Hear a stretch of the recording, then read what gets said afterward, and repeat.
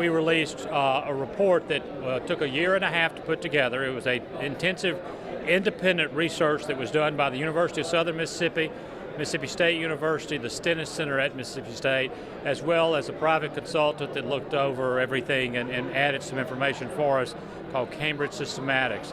It was really that independent research that allowed us to get data that shows the condition of our roads, what we're going to have to do, and it really spelled out the fact that we do not have the revenue going into our transportation system that is necessary for us to not just maintain what we have, but keep what we have. We're in danger of losing it if we don't put a better effort into doing that. And what does the report say in terms of recommendations to be able to move forward? Well, the report there's an initiative that is a result of the report called Excelerate Mississippi. It's a website called Excelerate with an E, EXECELERMS.com, acceleratems.com. And the reports are there. What you have to understand is when you're dealing with an issue like this, you have two options. You can come out and say, hey, this is how it's got to be done, this is how we got to raise the money, or you could take the approach that we took as a task force in that we really have several options to get to these dollars. It could be a single thing, it could be a combination of several things. Really, that's a legislative priority. Well, we're here now to talk about accelerating Mississippi's future through transportation. And on December 18th, we rolled out the Blueprint Mississippi Transportation Infrastructure's Task Force released report, results of a year-and-a-half-long study on what we need to do to make sure our infrastructure doesn't crumble. The task force recommendation is allocating an additional $375 million a year. That's a tough number. $300 million for state roads and $75 million for county and municipal needs. But it doesn't focus on all of Mississippi's transportation needs. It merely enables us to catch up, to kind of get going. We have had an amazing share of this effort. Someone who not only uses the roads as a business leader, many trucks running on Mississippi roads, many employees traveling on these roads, but also someone who is passionate about the future of this state and understands that by investing in infrastructure, you're investing in the future of a community. Joe Sanderson, Jr. has been chairman of this task force. He is also the chairman and CEO of Mississippi's only Fortune 1000 corporation, Sanderson Farms. Folks, this is a guy who is into this beyond any imagination of what a volunteer normally does. As he travels north to come up from Laurel to Jackson, their company headquarters in Laurel, to come to Jackson for meetings of the task force, he would call me on the cell phone and report to me various pavement conditions along the way. Okay, that is an involved chair. Please join me in welcoming the guy who's done a terrific job working with a great task force, the chairman and CEO of Sanderson Farms, Joe Sanderson, Jr.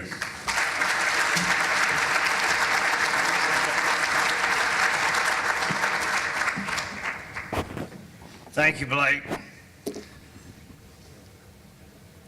As Blake pointed out, our task force has been working very hard with our research team to identify the needs and offer solutions to address the vital issues facing all of us who use roads and bridges across Mississippi. Today, I'm here asking for your help. The task force has released its recommendations, and now we want to bring this to the broader MEC membership and ask for your support for the Accelerate Mississippi initiative to increase funding for roads and bridges at the state and at the local level.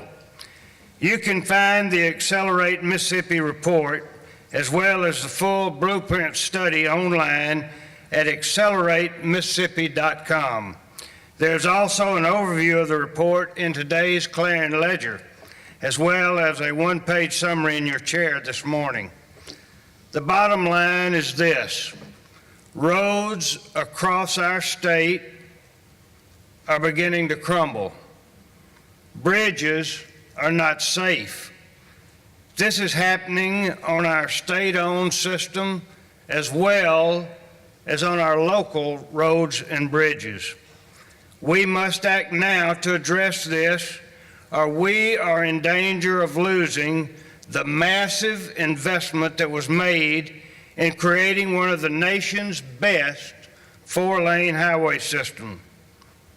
And we must also protect the other roads and bridges in the state and county systems that are so important in connecting Mississippians throughout the state.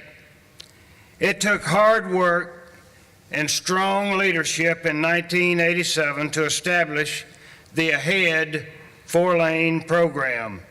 Business leaders throughout Mississippi worked with state-elected leaders to make this happen. They knew by working together we would gain an economic edge, an edge in economic development, if all parts of our state were connected. AHEAD was a magnificent program. Construction of 1,077 miles of four-lane highway over a 26-year period at a cost of $3.38 billion. We cannot afford to lose this asset that so many leaders throughout the state fought so hard to build. At our December announcement, I pointed out that a picture is worth 1,000 words. I can't see the picture. Is it up? Right here, John. Right there. Oh, is that it? Okay. We can see it. I want you to see it. I've seen it multiple times. This is a picture of a bridge on County Road 286 in Carroll County that collapsed earlier this year after a heavy piece of machinery went across it. Fortunately, no one was hurt. But what if this had been a school bus full of children? This is why this is so important. Today, I'm asking you to join us in this effort to make sure we protect the investment that has been made in our transportation infrastructure. Accelerate Mississippi, like the AHEAD program, is an initiative to focus on investing in our roads and bridges. This initiative can stimulate our economy and provide safe roadways for the citizens of Mississippi. Research teams from the University of Southern Mississippi and Mississippi State University, the Stennis Institute of Government, and the private consulting firm of Cambridge Systematics identified the needs and viable solutions. While the recommendation of an additional $375 million annually does not fully fund all of the transportation needs, the steps outlined in the Accelerate Mississippi initiative will enable us to tackle the toughest problems in the first 10 years while focusing a long-term, sustainable program to keep Mississippi from sliding backwards again. The task force also recognizes there are many ways to pay for this. The Blueprint research provides a menu of options which can be approached individually or in combination or further combined with other options that others may offer in the weeks to come. The options can be found in the full study, which is available online at acceleratemississippi.com. We believe the business of deploying our state's financial resources to achieve results is best left to the leadership and to the legislature, but we stand ready to help further the conversation as needed. When tackling tough problems in business, it takes looking at multiple solutions and applying multiple approaches. Accelerate Mississippi, like the AHEAD program, can stimulate our economy, but it is not the only way. There are current conversations about phasing out the corporate franchise tax and reducing personal income taxes to stimulate economic growth. there is no reason why a strategy for boosting our state's economy through providing highways, roads, and bridges can't be combined with efforts to make our tax climate more competitive. We are already working to engage Mississippi leaders in every corner of the state to support the goals outlined in the final report. We want them to join us and state elected leaders in order to tackle this important issue.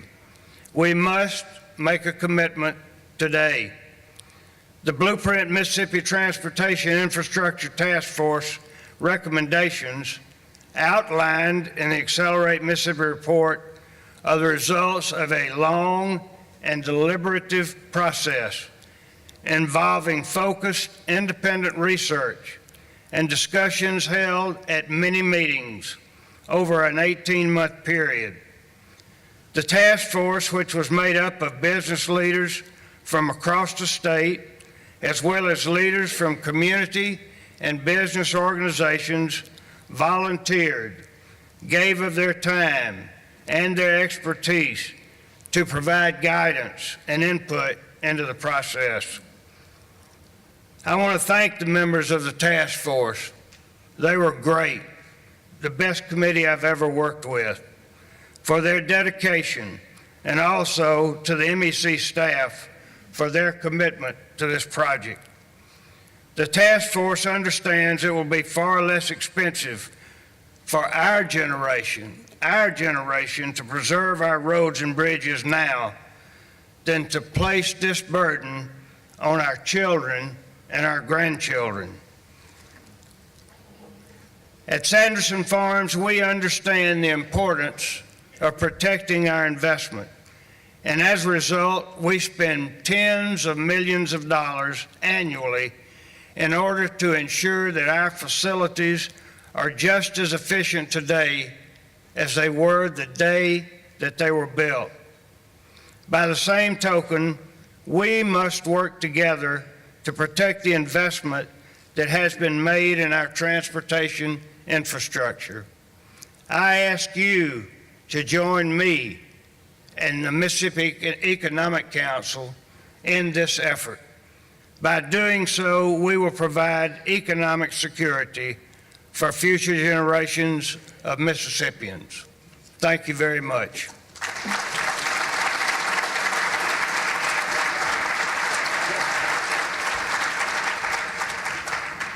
You know, there's nothing artificial in Sanderson Farms chicken. 100% natural. And there's nothing artificial about the commitment Joe Sanderson has for this state. When the championship, the golf championship, the PGA Golf Championship, the only national sporting event in Mississippi, was about to leave our state, the governor went to Joe Sanderson and said, "Could you help us?"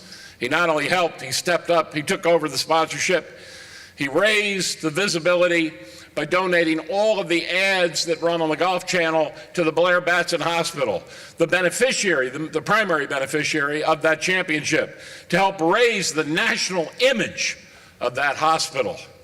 In addition to that, after the first year, raising over $1 million for that hospital, the most that had ever been raised, he committed to 10 years of sponsoring that championship to assure that we would not ever run the risk of losing it again, and it would continue to grow and build and be a great tool for building this great children's hospital.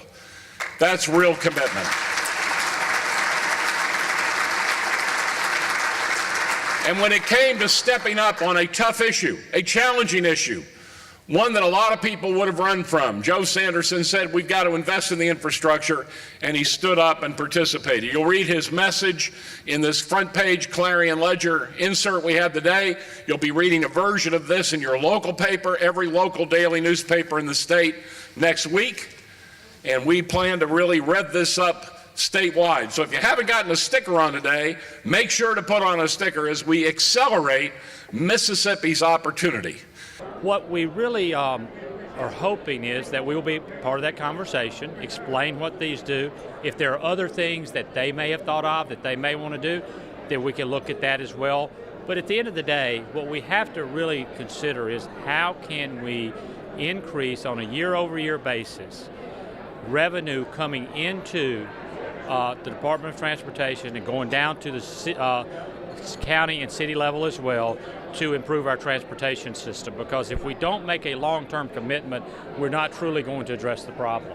What is the link between a good transportation system and economic development and jobs? It's huge. In 1987, Mississippi was in a dire need of improving its transportation system, and it took leadership and courage to raise the gas tax in order for us to start building a system of 4-lane highways across the state of Mississippi.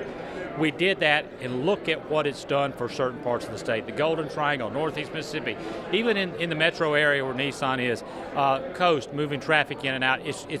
The entire state benefited economically from it, plus it was safer to travel on these roads and going long distances across the state. Where we are today is we are in danger of not only losing that system, but losing the roads, the 2-lane roads that feed into that system on the state and local level. And if we do that, we will lose our economic competitive edge. Site selectors look at one thing first, and that's workforce. Very important, very high MEC priority. The second highest rated thing in their list of things they look for when they're talking about either locating a new facility or expanding, that's highway accessibility. That's how high this ranks. That's how important this is. So it tells you right there that it's extremely important from an economic standpoint, but this is something that affects all citizens in Mississippi, because there's also the safety factor involved. If we have bridges that are deficient, if we have bridges that are having to be posted that can't carry the weight that they were designed to carry, and you're having to reroute trucks, you're having to reroute school buses, you're having to reroute first responders, that is a safety issue, and we cannot overlook that. It impacts everybody to have a good transportation system. What kind of response have you received so far to the report? Oh, it's been positive. I think that, of course, there's always going to be some questions that we will have to answer, and we're doing everything we can to do that, to address it as we go forward. I mean, this was a very extensive research project. Like I said, took 18 months to do. However, we do realize that there are some things that we'll continue to look at and continue to expand on, but the response has been good. The legislative leadership has said they all have it, they're looking at it, they look forward to working with us. The Lieutenant Governor said today at our briefing that he understands there is a need to put more funding toward transportation. We have to protect our system. So we just got to work out the details going forward, and that's the next steps. It's a great transportation report. And let me start with the research that was done by two of our public research universities, Southern Mississippi, University of Southern Miss, and Mississippi State University. Then we combined that with some consultants who fine-tuned it, and then we had to manage the consultants. So we've got a really first-class report that's our own research. We did look at what MDOT did, but it was our own research. We got data that says what we need to do. We have the facts, we have the figures, and we think we have a menu of solutions that could move us to where we need to go. Give us an idea of some of those transportation solutions. Well, a number of them are fixing some, what we call some bridges that are in damaged or are posted. Now, a posted bridge means it can't carry the weight that it's intended. So many trucks are going to have to go around the road. We were teasing Joe Sanderson. Joe Sanderson has been the chair of this effort. We were teasing him that when he has to bring chickens, he has to stop at a bridge. All the chickens have to walk across, and then they have to get back on the other side because they can't go across a loaded bridge. That's a little facetious, but the fact is the bridges can't carry the weight. It's causing a lot of maintenance issues for people, for everybody across the state, and it is vital to our economic development to have good transportation. What would you like to see this session of the legislature do?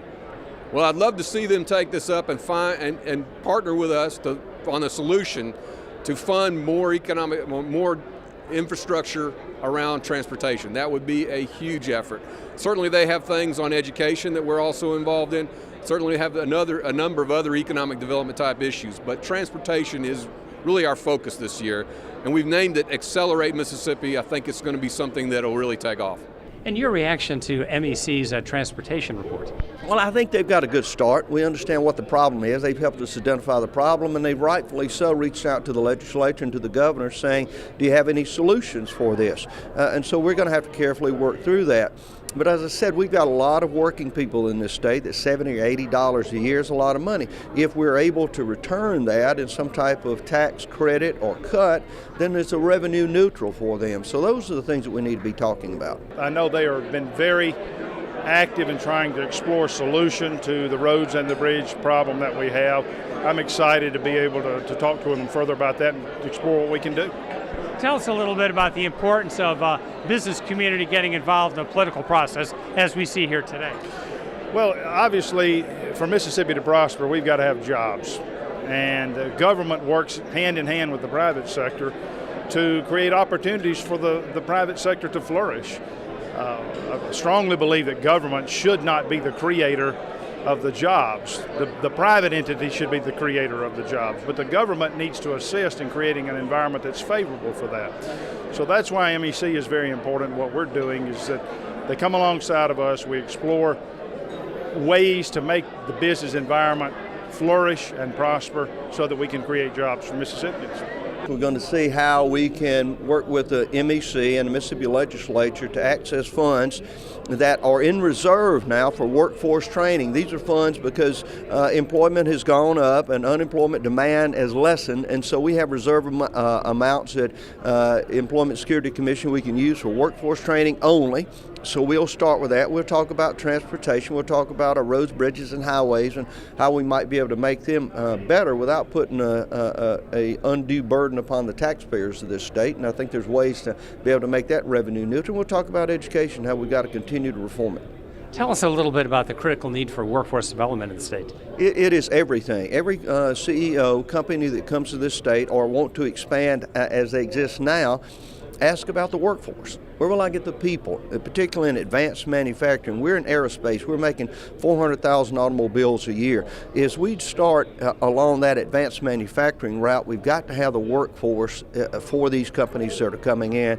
We've got to start today making sure that we have that not only now, but for decades to come. This is great. I mean, I always feel good after this event because what it shows me is that business leaders, community leaders from across Mississippi understand the importance of what we do from a legislative standpoint and how important it is to keep Mississippi competitive with our neighboring states and with other states in the country. If people would like to become a member of MEC, what should they do? We'll be happy to have them join us. We are totally funded by our business membership. We do not take any dollars from any type of government entities. We are really funded. That allows us to really go out and approach it from a standpoint of what is best for our state without having to worry about all of the politics of it. All you have to do is go to mec.ms. It's mec.ms, and the information is there. Very good. One of the key things, we do a lot of real research and independent studies, and Economic Development Mississippi is a team sport. Now, clearly we know how to do some team sports, had 4 teams in bowl games, do very well in team sports, but that's what it takes, particularly in a smaller state, competing with a lot of larger states. We've all got to work together. We've all got to get on the same page. And this is a way that we do that. These are the business women of the state of Mississippi. These are the companies that provide the jobs. And so they need to be talking to their elected officials. They need to have an impact on their elected officials. And I think they've been doing a very good job at doing just that. Next week is the inauguration. Your goals for the next 4 years? Well, doing a better job of growing the economy in the state of Mississippi. It means everything. Putting more people to work, getting them off of Medicaid, getting them off of some government program, improving education so we'll have more high school graduates that can go on to a college or career. All of this is connected and works together. But it all begins with that K through 12 educational process, and we've got to demand accountability and demand a better system than we have now. We certainly want to continue the improvements we've begun in education. We've taken a lot of great strides over the last 4 years to try to make educational performance increase. We've got a lot of people around the state who are still suffering in situations where they just don't have a great educational opportunity. So we're exploring ways to try to make sure that is a priority. Roads and bridges are in desperate need of a solution. We're looking at some of that. We always about job creation, so we're going to try to not only work on increasing job opportunities, but increasing workforce development. As always, the budget's a big deal. We want to stay within our means. We want to not spend more money than we have. We've done a great job over the last 4 years of staying within our means, eliminating the use of one-time money, making sure that we get the maximum performance out of every tax dollar. We've implemented performance-based budgeting, which is a mechanism to measure the return on those dollars. Those are just some of the things. I'm sure there'll be many others in a 120-day session that will come up, but always those are things that we're focused on. I think we've done a good job over the last 4 years of moving in that direction. I think the results at the polls this year showed that people agreed with the direction that we're leading. Just want to continue some of the good things that we've started. We're talking about Y'all Business, the new business website Secretary of State's rolled out that has Sales Mississippi, has great information on every county, and also census data and also marketing data, consumer information. All the information that a Walmart would have on your county and on your city is on our website, and people are using it by the thousands and tens of thousands. So if you're not using it, somebody else is probably beating you in the business world. So go look at sos.ms.gov and go to Y'all Business. It's great information. This is great. I mean, I always feel good after this event because what it shows me is that business leaders, community leaders from across Mississippi understand the importance of what we do from a legislative standpoint and how important it is to keep Mississippi competitive with our neighboring states and with other states in the country. If people would like to become a member of MEC, what should they do? We'll be happy to have them join us. We are a totally funded by our business membership. We do not take any dollars from any type of government entities. We are really funded. That allows us to really go out and approach it from a standpoint of what is best for our state without having to worry about all of the politics of it. All you have to do is go to mec.ms. It's mec.ms, and the information is there.